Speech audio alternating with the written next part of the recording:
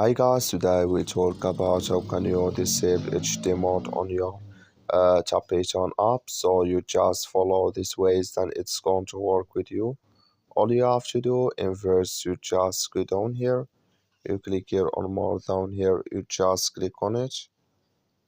So then it's going to take you to this list, it's going to show for you like this here. So then all you have to do in first, you just go down here. So you keep going down here. So then you click here on settings here, you just click on it. Then it's going to take you to this list, it's going to show for you like this here.